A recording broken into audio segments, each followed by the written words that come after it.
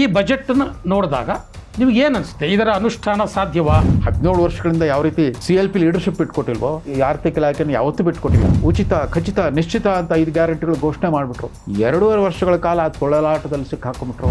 ಇವತ್ತಿಗೂ ಅವರು ಸ್ಪಷ್ಟವಾಗಿ ಹೇಳ್ತಾ ಇಲ್ಲ ಸರ್ಕಾರ ಹಲವು 10 ಪಟ್ಟು ಜಾಸ್ತಿ ವೆಚ್ಚ ಮಾಡುವಂಥ ಯೋಜನೆಗಳನ್ನು ತಂದುಬಿಟ್ರಲ್ಲ ತಮ್ಮ ಸ್ಥಾನ ಭದ್ರತೆಗೋಸ್ಕರ. ಇಡೀ ರಾಜ್ಯದ ಆರ್ಥಿಕ ವ್ಯವಸ್ಥೆಗೆ ಒಂದು ಹೊಸ ದಿಕ್ಸೂಚಿಯನ್ನು ತೋರಿಸ್ತಾರೆ. ಅಂಥದ್ದೇನಿಲ್ಲ. ಸೊ ಸಾಲ ಮಾಡಿ ಹುಗ್ಗಿ ತಿನ್ನುವಂತ ನಮ್ಮ ಕಡೆ ಉತ್ತರ ಕರ್ನಾಟಕದ ಇರುತ್ತಲ್ಲ, ಆ ಸ್ಥಿತಿಗೆ ತಂದಿದೆ. 440 ಕೋಟಿ ರೂಪಾಯಿ ಖರ್ಚು ಮಾಡಿ ಜಾತಿ ಗಣತಿ ಮಾಡಿದ್ರು. ಅದ್ರದ್ದು ಫಲಿತಾಂಶ ಏನಂತ ಉಲ್ಲೇಖನ ಎಲ್ಲ ಮರ್ತೆ ಬಿಟ್ಟಿಲ್ಲ. ಅಲ್ಲಿ ಹೇಳಕ್ಕಾಗಲ್ಲ ನಾವು ಮೋದಿನ ಕಾಪಿ ಮಾಡಿದ್ವಿ ಅಂತ ಹೇಳಕ್ ಅವ್ರಿಗೆ ನಾಚಿಕೆ. ಆಮೇಲೆ ಶಿಕ್ಷಣಕ್ಕೆ 47,000 ಕೋಟಿ ಕೊಟ್ಟರೆ ನಿಜ. ಯಾವ ಶಿಕ್ಷಣ ನೀತಿ? ಸ್ನೇಹಿತರೆ ನಮಸ್ಕಾರ, ಹೊಸದಿಗಂತ ಡಿಜಿಟಲ್ ಚಾನಲ್ಗೆ ಸ್ವಾಗತ. ಮುಖ್ಯಮಂತ್ರಿ ಸಿದ್ದರಾಮಯ್ಯ ದಾಖಲೆಯ 17ನೇ ಬಜೆಟನ್ನು ಇವತ್ತು ಮಂಡಿಸಿದ್ದಾರೆ. ಅದು 4,48,000 ಕೋಟಿಯ ಬಜೆಟ್. ಅಂದರೆ ಕಳೆದ ಬಜೆಟ್ಗಿಂತಲೂ ಒಂದು 5-6 ಸಾವಿರ ಕೋಟಿ ಜಾಸ್ತಿ ಗಾತ್ರದ ಬಜೆಟ್. ಆದರೆ ಒಟ್ಟಾರೆಯಾಗಿ ನೋಡಿದಾಗ 22,000 ಕೋಟಿಯ ರಾಜಸ್ವ ಕೊರತೆಯ ಬಜೆಟ್. ಸೊ ಇಷ್ಟನ್ನು ಇಟ್ಕೊಂಡು ಮುಖ್ಯಮಂತ್ರಿ ಸಿದ್ದರಾಮಯ್ಯನವರು ನಮ್ಮದು ನಿಜಕ್ಕೂ ಬಡವರ ಪರವಾದ ಬಜೆಟ್ ಅನ್ನುವಂಥ ಘೋಷಣೆಯನ್ನು ಕೊನೆಯಲ್ಲಿ ಹೇಳಿದ್ದಾರೆ. ಈ ಬಜೆಟ್ ಬಗ್ಗೆ ಸಾಕಷ್ಟು ವಿಚಾರಗಳು ಈಗಾಗಲೇ ಚರ್ಚೆ ಆಗಿದೆ. ಆದರೆ ಬಹಳ ಮುಖ್ಯವಾಗಿ ನಾವು ಇಲ್ಲಿ ಫೋಕಸ್ ಮಾಡಬೇಕು ಅಂತ ಅಂದುಕೊಂಡಿರುವಂಥದ್ದು ಗ್ಯಾರಂಟಿ ಯೋಜನೆಗಳ ಬಗ್ಗೆ. ಸೊ ಗ್ಯಾರಂಟಿ ಎಫೆಕ್ಟ್ ಈ ಬಜೆಟ್ ಮೇಲೆ, ಆ ಮೂಲಕ ರಾಜ್ಯದ ಜನತೆಯ ಮೇಲೆ ಏನಾಯಿತು, ಏನಾಗಬೇಕಾಗಿತ್ತು, ಇದರ ಪರಿಣಾಮಗಳೇನು, ಈ ವಿಚಾರವನ್ನು ಮಾತಾಡಲಿಕ್ಕೆ ಹಿರಿಯ ಪತ್ರಕರ್ತರಾದಂಥ ರವೀಂದ್ರ ರೇಷ್ಮೆಯವರು ನಮ್ಮ ಜೊತೆ ಇದ್ದಾರೆ. ನಾನು ಅವರಿಗೆ ಸ್ವಾಗತವನ್ನು ವಹಿಸ್ತೇನೆ. ನಮಸ್ಕಾರ ಸರ್. ನಮಸ್ಕಾರ ಸರ್. ಸಾಕಷ್ಟು ಯೋಜನೆಗಳು, ಸಾಕಷ್ಟು ಇಲಾಖಾವಾರು ಅನುದಾನಗಳು, ಇದೆಲ್ಲವನ್ನೂ ಬಿಟ್ಟು ಸಿದ್ದರಾಮಯ್ಯನವರು ಈ ಬಾರಿ ಘೋಷಣೆ ಮಾಡಿರುವಂಥದ್ದು 11G ಅನ್ನುವಂಥದ್ದು. ಅಂದರೆ 11 ಗ್ಯಾರಂಟಿ ಅನ್ನುವಂಥ ಒಂದು ಹೊಸದೊಂದು ಘೋಷಣೆಯನ್ನು ಮಾಡಿದ್ದಾರೆ. ಅಂದರೆ 2030ನೇ ಇಸ್ವಿಗೆ ಕರ್ನಾಟಕದ ಎಕಾನಮಿ $1 ಟ್ರಿಲಿಯನ್ ಮಾಡುವಂಥ ಗುರಿಯನ್ನು ಇಟ್ಟುಕೊಂಡು ನಾವು ಈ 11Gಯನ್ನು ನಾವು ಘೋಷಣೆ ಮಾಡ್ತಾ ಇದ್ದೇವೆ ಅಂತ. ಸೊ 5Gಗಳ ಜೊತೆಗೆ, 5 ಗ್ಯಾರಂಟಿಗಳ ಜೊತೆಗೆ ಯಾವ್ಯಾವ ಇಲಾಖೆ ಇದೆಯೋ ಎಲ್ಲ ಇಲಾಖೆಗೂ ಗ್ಯಾರಂಟಿ ಅಂತ ಸೇರಿಸ್ಬಿಟ್ಟು ಶಿಕ್ಷಣ ಗ್ಯಾರಂಟಿ, ಆರೋಗ್ಯ ಗ್ಯಾರಂಟಿ, ಈ ಥರದ ಒಂದಷ್ಟು ಗ್ಯಾರಂಟಿಗಳನ್ನು ಮಾಡಿದ್ದಾರೆ. ಸೊ ಈಗಾಗಲೇ ಇರುವಂಥ 5 ಗ್ಯಾರಂಟಿ ಮತ್ತೆ ಒಟ್ಟಾರೆ 11 ಗ್ಯಾರಂಟಿ. ಈ ಬಜೆಟನ್ನು ನೋಡಿದಾಗ ನಿಮಗೇನು ಅನಿಸುತ್ತೆ? ಇದರ ಅನುಷ್ಠಾನ ಸಾಧ್ಯವಾ ಅಥವಾ ಹೇಗೆ ಅನಿಸುತ್ತೆ? ಇದು ಸುಮಾರು 45 ವರ್ಷಗಳಿಂದ ಒಬ್ಬ ಹವ್ಯಾಸಿ ಪತ್ರಕರ್ತನಾಗಿ ವಿವಿಧ ಮುಖ್ಯಮಂತ್ರಿಗಳ ಸರ್ಕಾರದಲ್ಲಿ ಮಂಡಿಸಲಾದ ಬಜೆಟ್ಗಳನ್ನ ನಾನು ಗಮನಿಸ್ತಾ ಬಂದಿದ್ದೇನೆ. ಮುಂಗಡ ಪತ್ರಕ್ಕೆ ಒಂದು ತಾತ್ವಿಕ ದರ್ಶನ ಇರ್ತಾಯಿತ್ತು, ಒಂದು ಫಿಲಾಸಫಿ, ಒಂದು ಗೈಡಿಂಗ್ ಫಿಲಾಸಫಿ ಅನ್ನೋದು ಇರ್ತಾಯಿತ್ತು. 72ರಿಂದ 80ರವರೆಗೆ ದೇವರಾಜ ಅರಸು ದರ್ಬಾರ್ನಲ್ಲಿ ಮೊದಲು ಮುರಹರಿರಾವ್ ಗೋರ್ಪಡೆ, ಸೊಂಡೂರು ಮಹಾರಾಜರು ಆರ್ಥಿಕ ಸಚಿವರಾಗಿದ್ದರು. ಅವರು ಸ್ವತಃ ಕೇಂಬ್ರಿಡ್ಜ್ ವಿಶ್ವವಿದ್ಯಾಲಯ ಆರ್ಥಿಕ ತಜ್ಞರು. ಅವರು ಮುಂಗಡ ಪತ್ರವನ್ನು ಆರ್ಥಿಕ ಸಾಮಾಜಿಕ ಪರಿವರ್ತನೆಯ ಸಾಧನ ಅಂತ, instrument of socio economic change ಅಂತ ಬಣ್ಣಿಸ್ತಾ ಇದ್ರು. ಅದೇ ಆಧಾರದ ಮೇಲೆ ಬಜೆಟನ್ನು ನಿರೂಪಿಸ್ತಾ ಇದ್ರು. ಅದಾದ ನಂತರ ರಾಮಕೃಷ್ಣ ಹೆಗಡೆ ಅವರ ಯುಗದಲ್ಲಿ ಸ್ವತಃ ರಾಮಕೃಷ್ಣ ಹೆಗಡೆ ಅವರೇ, ಅವರು ಸಾಕಷ್ಟು ಪರಿಣಿತಿ ಇತ್ತು ಬಜೆಟ್ನಲ್ಲಿ, ಹಿಂದೆ ನಿಜಲಿಂಗಪ್ಪ ಸರ್ಕಾರದಲ್ಲಿ ಕೂಡ ಮಾಡಿದರು. ಅವರು ಅಧಿಕಾರ ವಿಕೇಂದ್ರೀಕರಣದ ಆಧಾರದ ಮೇಲೆ ಸಂಪನ್ಮೂಲಗಳನ್ನ ವಿತರಣೆ ಮಾಡ್ತಾಯಿದ್ರು. ಅದಷ್ಟೇ ಅಲ್ಲ, ಪ್ರತಿ ಸಾರಿನೂ ಬಜೆಟ್ ಮಂಡನೆ ಮಾಡುವಾಗ ಆಯಾ ಕಾಲಘಟ್ಟದ ಸ್ಥಿತಿಗತಿಗಳು, ಅಕಸ್ಮಾತ್ ಅನಾವೃಷ್ಟಿ ಅಥವಾ ಅತಿವೃಷ್ಟಿ ಆಗಿದ್ದರೆ, ಇತರ ಏನಾದರೂ ಪ್ರಕೃತಿ ವಿಕೋಪ ಆಗಿದ್ದರೆ ಹಲವಾರು ಆರ್ಥಿಕ ಮಿತವ್ಯಯದ ಕಾರ್ಯಕ್ರಮಗಳನ್ನು ಮಂಡಿಸ್ತಾಯಿದ್ರು. ದುಂದು ವೆಚ್ಚಕ್ಕೆ ಕಡಿವಾಣ ಹಾಕೋ ಕ್ರಮಗಳನ್ನು ಉಲ್ಲೇಖಿಸ್ತಾಯಿದ್ರು. ಅವರೇನು ಚುನಾವಣಾ ಲೆಕ್ಕಾಚಾರ, ವೋಟ್ ಬ್ಯಾಂಕ್ ಲೆಕ್ಕಾಚಾರ ಮಾಡ್ತಿರಲಿಲ್ಲ. ಅದಾದ ನಂತರ ತುಂಬ ನಿರ್ಣಾಯಕವಾಗಿ ದೇವೇಗೌಡರು ಬಂದಾಗ, ಸಿದ್ದರಾಮಯ್ಯನವರು ಉಪಮುಖ್ಯಮಂತ್ರಿ, ಆರ್ಥಿಕ ಸಚಿವರಾಗಿದ್ದರು. ಹೌದು, ದೇವೇಗೌಡರು ಖಂಡಿತವಾಗಿ ಕೃಷಿ ಪ್ರಧಾನ, ರೈತ ಪರವಾದ ಬಜೆಟ್ಟು. ಅವರ ಒಟ್ಟಾರೆ ಅವರು ಕೇಂದ್ರದಲ್ಲಿ ಪ್ರಧಾನಮಂತ್ರಿ ಆದಾಗಲೂ ಅಷ್ಟೇ, ಇಲ್ಲಿ ಮುಖ್ಯಮಂತ್ರಿ ಆದಾಗಲೂ ಅಷ್ಟೇ, ದೊಡ್ಡ ಪ್ರಮಾಣದಲ್ಲಿ ಕೃಷಿ ಮತ್ತು ನೀರಾವರಿ ಯೋಜನೆಗಳಿಗೆ ದೊಡ್ಡ ಪ್ರಮಾಣದ ಸಂಪನ್ಮೂಲಗಳು ಒದಗಿಸ್ತಾಯಿದ್ರು. ಅಂದರೆ ರೈತರ ಪಕ್ಷಪಾತಿ ಅನ್ನೋ ರೀತಿಯಲ್ಲಿ ಅವರು ತಮ್ಮ ಬಜೆಟ್ಗಳು ಮಂಡಿಸ್ತಾಯಿದ್ರು. SM ಕೃಷ್ಣ ಅದು ಯುಗ ಪರಿವರ್ತನೆ. ಅಂದರೆ ಅಲ್ಲಿವರೆಗೂ ಸುಮಾರು 40 ವರ್ಷಗಳಿಂದ ಚಾಲ್ತಿಯಲ್ಲಿದ್ದ ಮಿಶ್ರ ಆರ್ಥಿಕ ವ್ಯವಸ್ಥೆ, ನೆಹರು ಯುಗಧರ್ಮ ಏನಿತ್ತು, ಅದಕ್ಕೆ ಪರ್ಯಾಯವಾಗಿ 91ರಿಂದನೇ ಜಾರಿಗೆ ಬಂದ ಮನಮೋಹನ್ ಸಿಂಗ್ ಪ್ರಣೀತ ಆರ್ಥಿಕ ನೀತಿ. ಸೊ ಜಾಗತೀಕರಣ ಆಧಾರಿತ ಆರ್ಥಿಕ ನೀತಿಗೆ SM ಕೃಷ್ಣ ಅವರು ಚಾಲನೆ ಕೊಟ್ಟರು. ಆವಾಗಲೇ ಖಾಸಗಿ ಸರ್ಕಾರಿ ಪಾಲುದಾರಿಕೆ ಸಹಭಾಗಿತ್ವ ಅನ್ನೋದು, ಪಬ್ಲಿಕ್ ಪ್ರೈವೇಟ್ ಪಾರ್ಟ್ನರ್ಶಿಪ್ ಅನ್ನೋ ಒಂದು ಹೊಸ ಸಿದ್ಧಾಂತವನ್ನು ಪ್ರತ್ಯಕ್ಷವಾಗಿ ಅನುಷ್ಠಾನ ಮಾಡಿಬಿಟ್ಟು ಇವತ್ತೇನಿವರು 4 ಲಕ್ಷ ಕೋಟಿ ಬಜೆಟ್ಟು ಅಂತಿದ್ದಾರಲ್ಲ, ಅದಕ್ಕೆ ಕಾರಣವಾದ ಖಾಸಗಿ ಕಾರ್ಪೊರೇಟ್ ಪ್ರಪಂಚದ ಬಹುರಾಷ್ಟ್ರೀಯ ಕಂಪನಿಗಳಿಗೆ ಬೆಂಗಳೂರನ್ನೇ ತಂಗುದಾಣವನ್ನಾಗಿ ಮಾಡಿಬಿಟ್ರು. ಬಂಡವಾಳ ಹೂಡಿಕೆ ಮತ್ತು ಆಧುನಿಕ ತಂತ್ರಜ್ಞಾನದ ಜಾಗತಿಕ ತಂಗಡ global destination for technology and investment ಅನ್ನೋ ರೀತಿ ಕೃಷ್ಣ ಅವರು ಪ್ರೆಸೆಂಟ್ ಮಾಡಿದರು. ಯಡಿಯೂರಪ್ಪನವ್ರ ಕಾಲದಲ್ಲಿ ಅದು ಬೇರೆ, ಅವರು ಸ್ವಲ್ಪ ರೈತಪರ, ಅವರು ರೈತರಿಗೆ ಪ್ರತ್ಯೇಕ ಬಜೆಟ್ ಮಂಡಿಸಿದ್ರು, ಪ್ರತ್ಯೇಕ ಕೃಷಿ ಬಜೆಟ್ ಅಂದ್ಬಿಟ್ಟು ತಮ್ಮ ರೈತಪರ ನಿಲುವನ್ನು ಪ್ರತಿಪಾದಿಸ್ತಾ ಬರ್ತಾಯಿದ್ರು. ಸಿದ್ದರಾಮಯ್ಯನವರು ತಮ್ಮ ಹಿಂದಿನ ಅವಧಿಯಲ್ಲಿ ಅವ್ರು ಯಾವಾಗಲೂ ಸಾಮಾಜಿಕ ನ್ಯಾಯಕ್ಕೆ ಹೆಚ್ಚು ಒತ್ತು ಕೊಡ್ತಾಯಿದ್ರು. ಇಡೀ ದೇಶದಲ್ಲೇ ಪ್ರಥಮ ಬಾರಿಗೆ ಪರಿಶಿಷ್ಟ ಜಾತಿ ಮತ್ತು ಪರಿಶಿಷ್ಟ ಪಂಗಡಗಳಿಗೆ ಒಂದು ನಿಗದಿತ ಕಾರ್ಪಸ್ ಫಂಡನ್ನು ಪ್ರತ್ಯೇಕ ಎಸ್ ಸಿ ಪಿ ಅವು ಎರಡು ಇದಾವಲ್ಲ, SC STಗಳಿಗೆ ಪ್ರತ್ಯೇಕವಾದ ಸ್ಪೆಷಲ್ ಕಾರ್ಪಸ್ ಫಂಡ್ ಥರನೇ ಇಡ್ತಾಯಿದ್ರು. ಅದನ್ನ ಈಗಲೂ ಮುಂದುವರ್ಸ್ಕೊಂಡು ಬಂದಿದ್ದಾರೆ. ಆಮೇಲೆ ಧಾರ್ಮಿಕ ಅಲ್ಪಸಂಖ್ಯಾತರಿಗೆ ಮತ್ತು ಇತರ ಹಿಂದುಳಿದ ವರ್ಗಗಳಿಗೆ ವಿಶೇಷ ಆದ್ಯತೆ ಯೋಜನೆಗಳು ಮಂಡಿಸ್ತಾ ಬರ್ತಾಯಿದ್ರು. ಆದರೆ ಇವತ್ತು ನಾವು ಖಂಡಿತವಾಗಿ ಅಭಿನಂದಿಸ್ಬೇಕು, 17 ಬಜೆಟ್ ಮಂಡಿಸಿರೋದು ಸಾಧಾರಣ ಸಾಧನೆ ಅಲ್ಲ. ಒಬ್ಬ ರಾಜಕಾರಣಿಯ ವೃತ್ತಿ ಬದುಕಿನಲ್ಲಿ ಅವರು ಅಧಿಕಾರ ಸಿಕ್ಕಾಗಲೆಲ್ಲ ಆರ್ಥಿಕ ಇಲಾಖೆಯನ್ನು ಪಡ್ಕೊಂಡಿದ್ದು, ಆಮೇಲೆ ಅವರಲ್ಲಿರೋ ಒಂದು ಮುಂಗಡ ಪತ್ರ ರೂಪಿಸುವ ಚಾಕಚಕ್ಯತೆ, ಅದಕ್ಕೆ ಬೇಕಾದ ದೂರಸ ಅವರಲ್ಲಿ ಇದೆ ಅಂತ ಎಲ್ಲರೂ ಗುರುತಿಸೋ ರೀತಿಯಲ್ಲಿ ಅವ್ರು ಮಾಡ್ತಾ ಬಂದ ಅಷ್ಟರ ಮಟ್ಟಿಗೆ ಸಿದ್ದರಾಮಯ್ಯನವ್ರನ್ನ ಅಭಿನಂದಿಸ್ಬೇಕು. ಅವರು 17 ವರ್ಷಗಳಿಂದ ಯಾವ ರೀತಿ CLP ಲೀಡರ್ಶಿಪ್ ಬಿಟ್ಕೊಟ್ಟಿಲ್ವೋ, ಆರ್ಥಿಕ ಇಲಾಖೆಯನ್ನು ಯಾವತ್ತೂ ಬಿಟ್ಕೊಟ್ಟಿಲ್ಲ. ಈ ಸಲದ ಬಜೆಟ್ಟು ಇದು 2023 ಚುನಾವಣೆ ನಂತರದ 3ನೇ ಬಜೆಟ್. ಇದು ಚುನಾವಣಾ ಪೂರ್ವದಲ್ಲಿ ಉಚಿತ, ಖಚಿತ, ನಿಶ್ಚಿತ ಅಂತ 5 ಗ್ಯಾರಂಟಿಗಳು ಘೋಷಣೆ ಮಾಡಿಬಿಟ್ರು. 2.5 ವರ್ಷಗಳ ಕಾಲ ಆ ತೊಳಲಾಟದಲ್ಲಿ ಸಿಕ್ಕಾಕೊಂಡ್ಬಿಟ್ರು. ಯಾಕಂದರೆ ಉಚಿತ ವಿದ್ಯುತ್ತು, ಉಚಿತ ಸಾರಿಗೆ ವ್ಯವಸ್ಥೆ ಮಾಡಿಬಿಟ್ಟು ಸಾರಿಗೆ ನಿಗಮ, ವಿದ್ಯುತ್ ನಿಗಮಗಳ ಗತಿ ಏನಾಗಿದೆ ಆರ್ಥಿಕತೆಯಿಂದ ಯಾರಿಗೂ ಗೊತ್ತಾಗ್ತಾ ಇಲ್ಲ. ಸ್ವತಂತ್ರ ಭಾರತ ಇತಿಹಾಸದಲ್ಲೇ ಇದೇ ಮೊದಲ ಬಾರಿಗೆ ಮಹಿಳಾ ಮತ್ತು ಮಕ್ಕಳ ಕಲ್ಯಾಣ ಇಲಾಖೆಗೆ 36,000 ಕೋಟಿಯನ್ನು ಒದಗಿಸ್ಬಿಟ್ರು ಮೊದಲೇ ಬಜೆಟಲ್ಲಿ. ಇವರು ಗೆದ್ದು ಬಂದ ಕೂಡ, ಯಾಕಂದರೆ ಗೃಹಲಕ್ಷ್ಮಿ ಯೋಜನೆ ಶುರು ಆಗ್ಬಿಡ್ತಲ್ಲ, ಡೈರೆಕ್ಟ್ 28,000 ಕೋಟಿ, 1,23,00,000 ಯಜಮಾಂತಿಯರಿಗೆ ವರ್ಷಕ್ಕೆ 24,000. ಅದು ಎಷ್ಟು ಲಕ್ಷ ಆಗುತ್ತೆ ಅಂತ ನೀವು ಆ ಸೊನ್ನೆಗಳನ್ನು ನಮ್ಗೆ ಎಣಿಸ್ಲಿಕ್ಕೂ ಆಗಲ್ಲ, ಅಷ್ಟು ದೊಡ್ಡ ಮೊತ್ತ ಆಗುತ್ತೆ. ಇವತ್ತಿಗೂ ಅವರು ಸ್ಪಷ್ಟವಾಗಿ ಹೇಳ್ತಾ ಇಲ್ಲ ಸರ್ಕಾರ ಎಷ್ಟು ಖರ್ಚಾಗಿದೆ ಅಂತ. ಬರೀ 60 ಕೋಟಿ ಖರ್ಚಾಯಿತು, 90 ಕೋಟಿ ಖರ್ಚಾಯಿತು ಅಂತ ಹೇಳ್ತಿದ್ದಾರೆ. ನಿಜವಾದ ವೆಚ್ಚ ಇನ್ನೂ ಜಾಸ್ತಿ ಆಗಿರುತ್ತೆ. ಯಾಕಂದ್ರೆ ಇಲ್ಲದೆ ಹೋಗಿದ್ರೆ ಪರಿಶಿಷ್ಟ ಜಾತಿ, ಪರಿಶಿಷ್ಟ ಪಂಗಡಗಳಿಗೆ ಮೀಸಲಿಟ್ಟು ಹಣವನ್ನು ಕೂಡ ಖರ್ಚು ಮಾಡ್ತಿದ್ರು, ವರ್ಗಾಯಿಸ್ಬಿಟ್ಟಿದ್ರು ಈ ಕಡೆ. ಸೊ ಒಂದು ಕಡೆ ವರಮಾನ ತಗ್ಗಿಸ್ಕೊಂಡ್ಬಿಟ್ಟು ವೆಚ್ಚ ಜಾಸ್ತಿ ಮಾಡುವಂಥ, 10 ಪಟ್ಟು ಜಾಸ್ತಿ ವೆಚ್ಚ ಮಾಡುವಂಥ ಯೋಜನೆಗಳನ್ನು ತಂದುಬಿಟ್ರಲ್ಲ ತಮ್ಮ ಸ್ಥಾನ ಭದ್ರತೆಗೋಸ್ಕರ. ನೋಡಿ, ಮೊನ್ನೆ ತಾನೇ ಕೇಂದ್ರ ಸರ್ಕಾರದವರು ಮನ್ರೇಗಾ ಬದಲು VBG ರಾಮ್ಜಿ ಅಂತಿಟ್ಟಿದ್ದಕ್ಕೆ ಎಷ್ಟು ಅಪಹಾಸ್ಯ ಮಾಡಿದರು. ಈಗ VBG ರಾಮ್ಜಿ, ಅದರಲ್ಲಿ 2 G ಇದ್ದು, ಇಲ್ಲಿ 11 G, ಸಾರಿ 11 ಹೊಸ ಕಾರ್ಯಕ್ರಮಗಳಲ್ಲ. ಮುಂದೆ ತಮ್ಮ ಕಾರ್ಯವೈಖರಿ ಈ ಥರ ಇರುತ್ತೆ, 11 ಮಾನದಂಡ ಸೂಚ್ಯಂಕಗಳ ಪ್ರಕಾರ ನಡೆಯುತ್ತೆ ಇನ್ಮೇಲೆ ನಮ್ಮ ಇದು ಅಂತಂದ್ಬಿಟ್ಟು. ನಾನು ಸಿದ್ದರಾಮಯ್ಯನವರಿಂದ ಈ ಬಜೆಟಲ್ಲಿ ಒಂದೇ ಒಂದು ನಿರೀಕ್ಷೆ ಮಾಡಿದ್ದೆ, ಭ್ರಷ್ಟಾಚಾರ ಮುಕ್ತ ದಕ್ಷ ಆಡಳಿತ ಕೊಡಲಿಕ್ಕೆ ಏನಾದರೂ ಒಂದು ಹೊಸ ಕಾರ್ಯವೈಖರಿಯನ್ನು ಸೂಚಿಸ್ತಾರಾ ಅಂತ. ಯಾಕಂದ್ರೆ ಬಹುಶಃ ಅವರ ರಾಜಕೀಯ ಬದುಕಿನ ಸಂಧ್ಯಾಕಾಲ ಅಂತ ಅವ್ರ ಮಗನೇ ಹೇಳಿರೋದ್ರಿಂದ ಅಟ್ಲೀಸ್ಟ್ ಈ ಹಂತದಲ್ಲಾದ್ರೂ ಸಿದ್ದರಾಮಯ್ಯನವರು ಇಡೀ ರಾಜ್ಯದ ಆರ್ಥಿಕ ವ್ಯವಸ್ಥೆಗೆ ಒಂದು ಹೊಸ ದಿಕ್ಸೂಚಿಯನ್ನು ತೋರಿಸ್ತಾರೆ ಅನ್ನೋ ಅಂಥದ್ದೇನಿಲ್ಲ. ಆದರೆ ನಿನ್ನೆ ರಾತ್ರಿ ನನಗೆ ಅವರ ಆರ್ಥಿಕ ಸಲಹೆಗಾರ ಬಸವರಾಜ ರೆಡ್ಡಿಯವರು ಸಂಪರ್ಕ ಮಾಡಿದರು. ಅವ್ರ ಪಾಪ 1 ತಿಂಗಳು 24/7 ಕೆಲಸ ಮಾಡಿದ್ದಾರೆ ಬಜೆಟ್ ತಯಾರಿಕೆಯಲ್ಲಿ. ಈ ಸಾರಿ ಒಬ್ಬ ಆರ್ಥಿಕ ಸಲಹೆಗಾರನಿಗೆ, ಒಬ್ಬ ಶಾಸಕರು ಅಷ್ಟೊಂದು ತೊಡಗಿಸ್ಕೊಂಡ್ಬಿಟ್ಟಿದ್ದು. ಅವ್ರು ಹೇಳಿದರು, ನೋಡಿ ನಾಳೆ ನಮ್ಮ ಬಜೆಟ್ ಬರುತ್ತೆ, ಇದು ಅಭಿವೃದ್ಧಿ ಕೇಂದ್ರಿತ ಬಜೆಟ್ಟು, ಡೆವಲಪ್ಮೆಂಟ್ ಓರಿಯೆಂಟೆಡ್ ಇರುತ್ತೆ, ನೋಡ್ರಿ ನೀವು ಬೆಳಗ್ಗೆ, ನಾನು ಹೇಗೇನು ಸೀಕ್ರೆಟ್ ಹೇಳಲ್ಲ ಅಂತಂದಿರು. ಹೌದು, ಸಾಕಷ್ಟು ಅಭಿವೃದ್ಧಿ ಕಾರ್ಯಕ್ರಮಗಳೆಲ್ಲ ಘೋಷಣೆ ಮಾಡಿಬಿಟ್ಟಿದ್ದಾರೆ ಎಲ್ಲ ಇಲಾಖೆಗಳಿಗೆ. ಅದನ್ನು ಅನುಷ್ಠಾನ ಮಾಡೋ ಸಂಸ್ಥೆಗಳ ಗತಿ ಏನಾಗಿಬಿಟ್ಟಿದೆ. ರಾಮಕೃಷ್ಣ ಹೆಗಡೆ ಅವರಿಗೆ ನಾವು ಕೊಡಬೇಕಾದ ಕ್ರೆಡಿಟ್ ಅದಕ್ಕೋಸ್ಕರವೇ.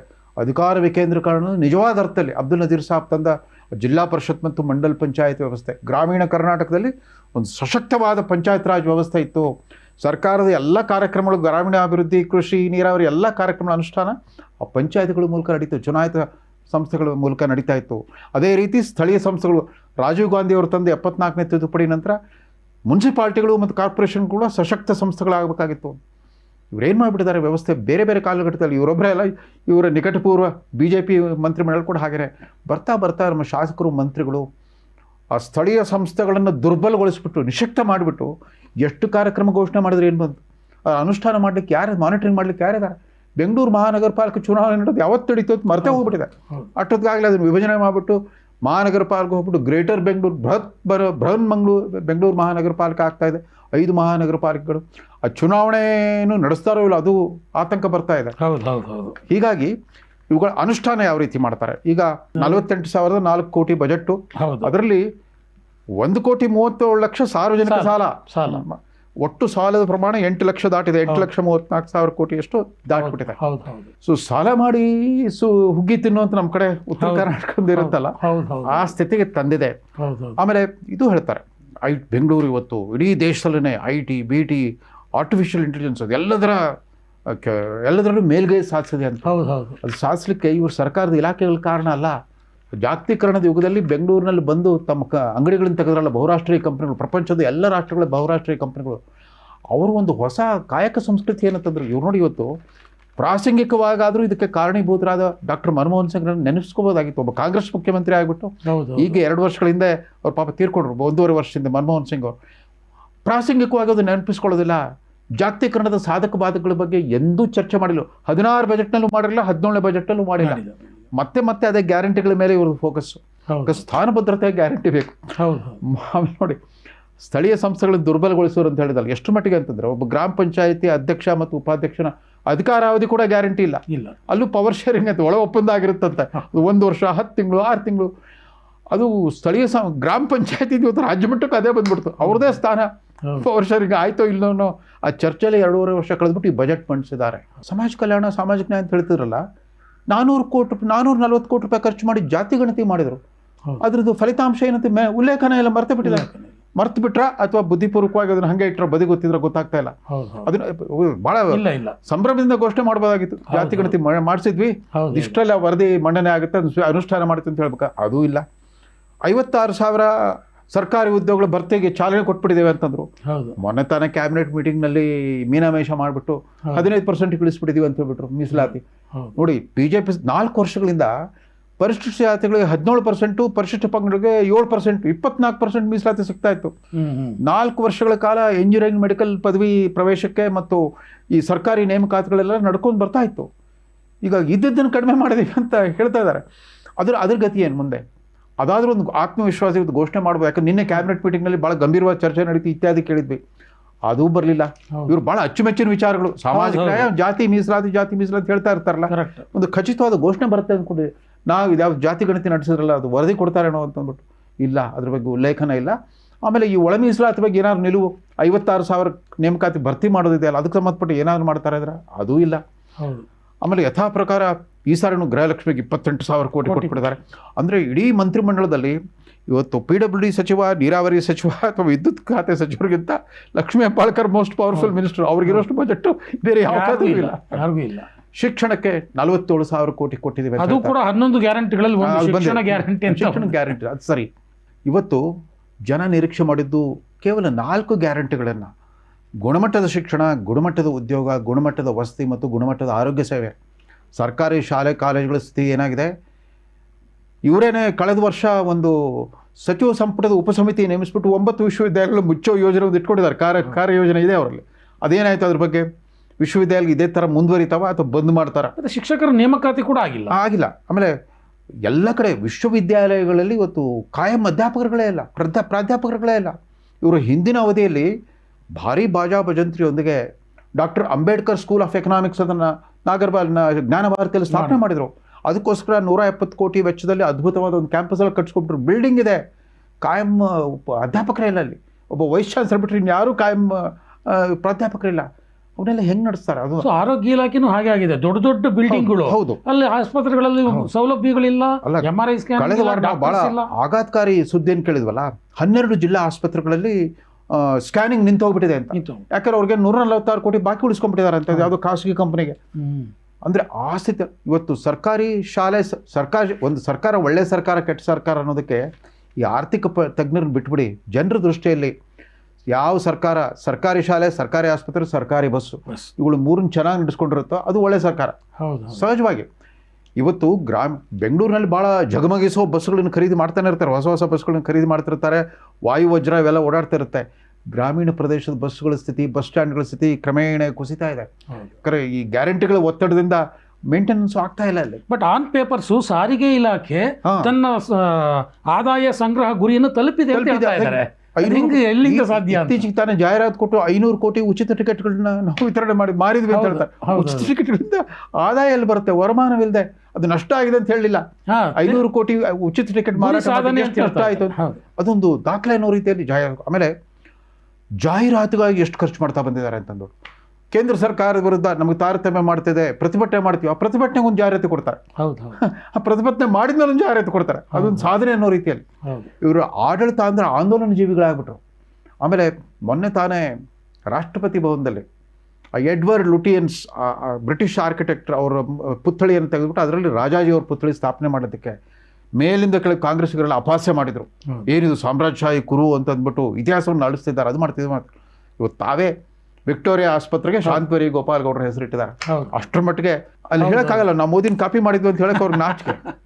ಆಮೇಲೆ ಇನ್ನೊಂದು, ಯಾವಾಗಲೂ ಪಾರಂಪರಿಕವಾಗಿ ಭಾರತ ಸರ್ಕಾರದ ಬಜೆಟ್ ಮಂಡನೆ ಫೆಬ್ರವರಿಯಲ್ಲಿ ಆಗುತ್ತೆ, ರಾಜ್ಯ ಸರ್ಕಾರಗಳದ್ದು ಇವತ್ತು ಮಹಾರಾಷ್ಟ್ರ ಬಜೆಟ್ ಇವತ್ತೇ ಮಂಡನೆ ಆಯಿತು, ರಾಜ್ಯ ಸರ್ಕಾರದ್ದು ಆಮೇಲೆ ಬರುತ್ತೆ.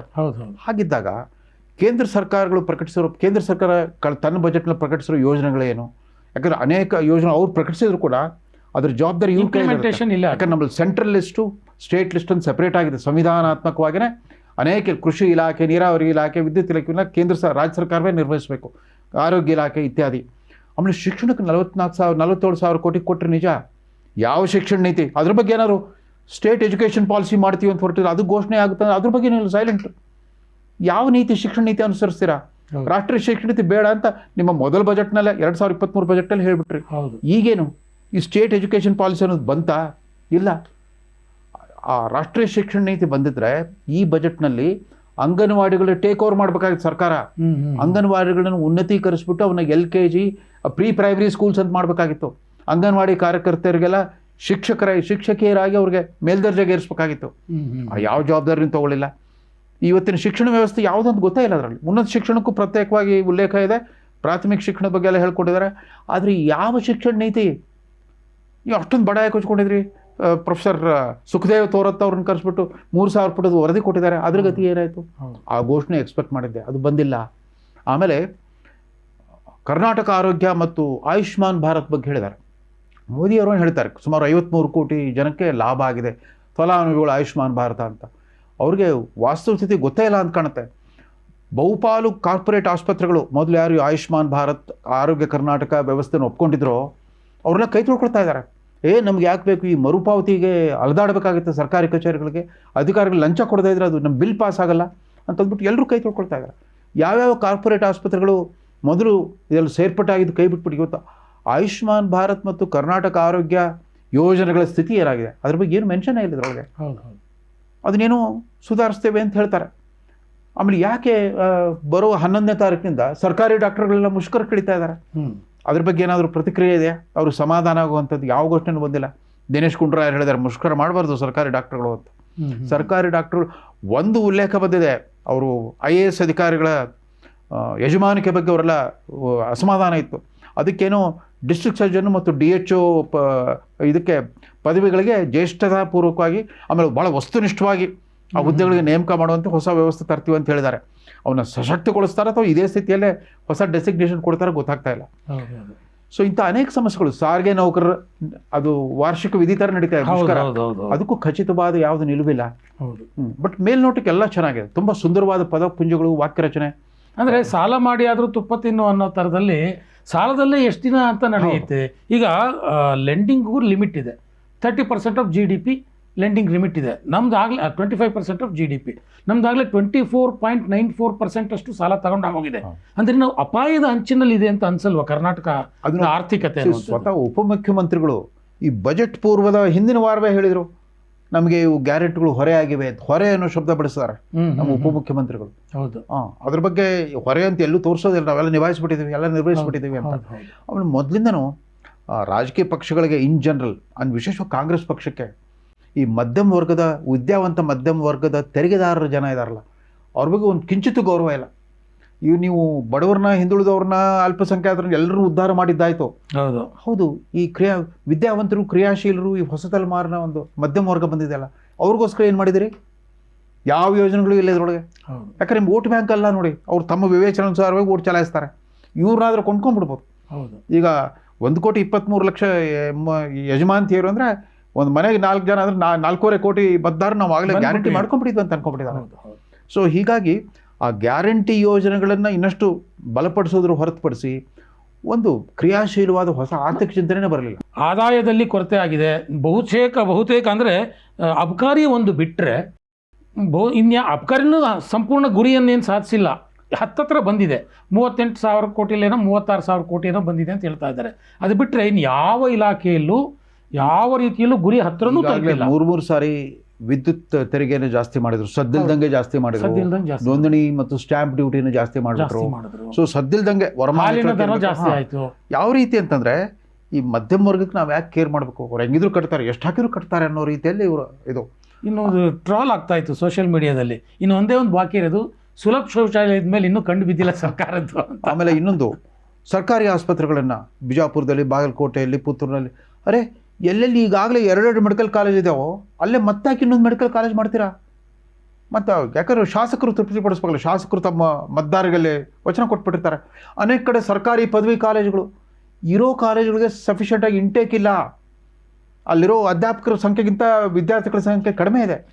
ಸರ್ಕಾರಿ ಕಾಲೇಜುಗಳು ಮಂಜೂರು ಮಾಡ್ತಾ ಹೋಗೋದು, ಅಲ್ಲಿ ಕಾಯಂ ಉಪನ್ಯಾಸಕರ ನೇಮಕಾತಿ ಸಾಧ್ಯವಾಗ್ತಾ ಇಲ್ಲ. ಎಲ್ಲ ಕಡೆ ಅತಿಥಿ ಉಪನ್ಯಾಸಕರು ಈ ಹೊಸ ವರ್ಗ ಬಂದ್ಬಿಡ್ತು. ಅವರೆಲ್ಲ ಉನ್ನತ ಶಿಕ್ಷಣದ ಜೀತದಾಳುಗಳ ಥರ ಆಗೋಗ್ಬಿಟ್ಟಿದ್ದಾರೆ. ಆಮೇಲೆ ಮೆಕಾಲೆ ಶಿಕ್ಷಣ ಪದ್ಧತಿ ಇರಲಿ, ಬ್ರಿಟಿಷರು ಇನ್ನೂ ಒಂದು ಕೊಟ್ಟಿದ್ರು. ಚಾರ್ಲ್ಸ್ ವುಡ್ ಅಂತ ಅವತ್ತಿನ ಎಜುಕೇಷನ್ ಕಮಿಷನರು 1854ರಿಂದ ಗ್ರ್ಯಾಂಟ್ ಇನ್ ಏಡ್ ವ್ಯವಸ್ಥೆ ಅಂತ ಬಂತು, ಶಿಕ್ಷಣಕ್ಕೆ ಅನುದಾನ ವ್ಯವಸ್ಥೆ. ಅಂದರೆ ಖಾಸಗಿ ಶಿಕ್ಷಣ, ಗುಣಮಟ್ಟದ ಶಿಕ್ಷಣ ಕೊಡುವಂಥ ಖಾಸಗಿ ಶಿಕ್ಷಣ ಸಂಸ್ಥೆಗಳಿಗೆ ಇದು ವೇತನಾನುದಾನವನ್ನು ಕೊಡ್ತಾ ಇದ್ರು. ದೇವರಾಜ ಅರಸು ಕಾಲದಲ್ಲಿ 100% ಸ್ಯಾಲ್ರಿ ಗ್ರ್ಯಾಂಟ್ ಕಂಪ್ಲೀಟ್ ಸರ್ಕಾರವೇ ಕೊಡ್ತಾ ಇತ್ತು. ಅದನ್ನು ಬರ್ತಾ ಬರ್ತಾ ಬರ್ತಾ ಕಡಿತಗೊಳಿಸ್ತಾ ಬಂದ್ಬಿಟ್ರು. ಇವತ್ತು ಅನುದಾನಿತ ವ್ಯವಸ್ಥೆ ಏನಾಗ್ಬಿಟ್ಟಿದೆ, ಗ್ರ್ಯಾಂಟ್ ಇನ್ ಏಡ್ ವ್ಯವಸ್ಥೆ. ಇವರು ಉತ್ತೇಜನ ಕೊಡ್ತಾ ಬಂದರು, ಹಿಂದುಳಿದ ವರ್ಗ ಮತ್ತು ಪರಿಶಿಷ್ಟ ಜಾತಿ ಜನಾಂಗದವರು ಕೂಡ ನೀವು ಕೂಡ ಖಾಸಗಿ ಸಂಸ್ಥೆಗಳನ್ನು ಸ್ಥಾಪನೆ ಮಾಡಿರಿ ಅಂತಂದ್ಬಿಟ್ಟು.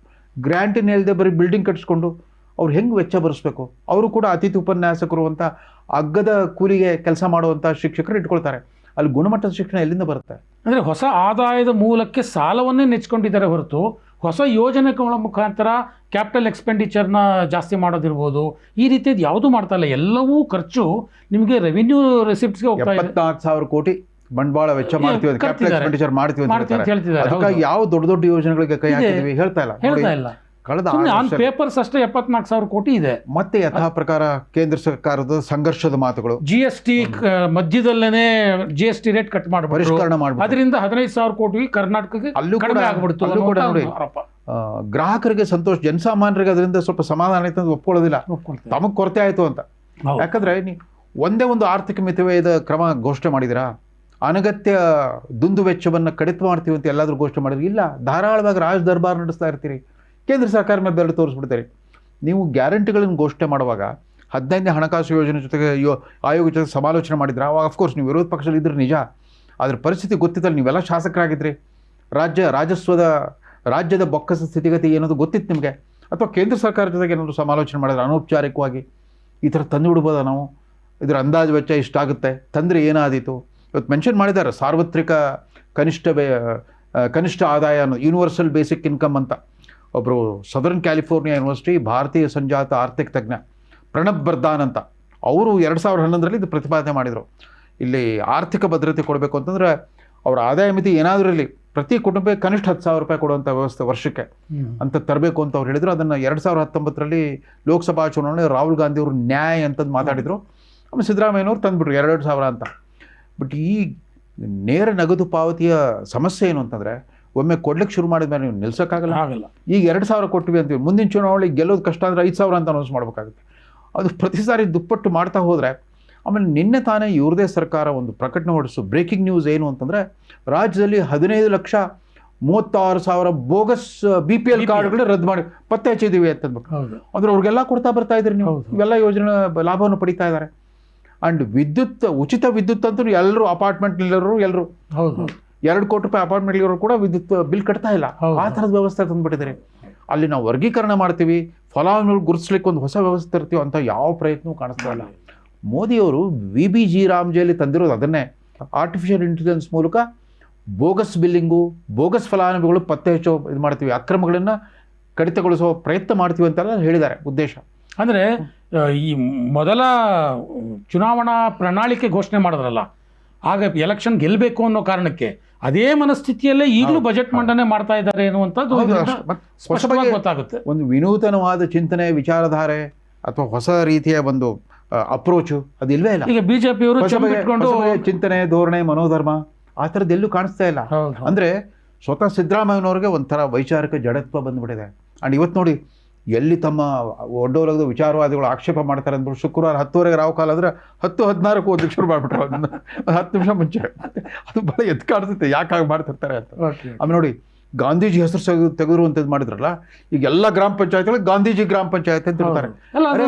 ಆ ಗ್ರಾಮ ಪಂಚಾಯತ್ಗಳನ್ನ ನಜೀರ್ ಸಾಬ್ ಗ್ರಾಮ ಪಂಚಾಯತ್ಗಳ ಶಕ್ತಿ, ಅದರ ಅಧಿಕಾರವನ್ನೆಲ್ಲ ಕಿತ್ಕೊಂಡ್ಬಿಟ್ಟು ಅವರ ಅಧಿಕಾರಾವಧಿ ಎಷ್ಟು ಅನ್ನೋದು ಕೂಡ ಗ್ಯಾರಂಟಿ ಇಲ್ಲ ಅಲ್ಲಿ. ಅದಕ್ಕೆ ಗ್ಯಾರಂಟಿ ಕೊಡಿ, ಒಬ್ಬ ಅಧ್ಯಕ್ಷ ಉಪಾಧ್ಯಕ್ಷರು 5 ವರ್ಷ ಬದಲಾಯಿಸಲ್ಲ ಅಂತ.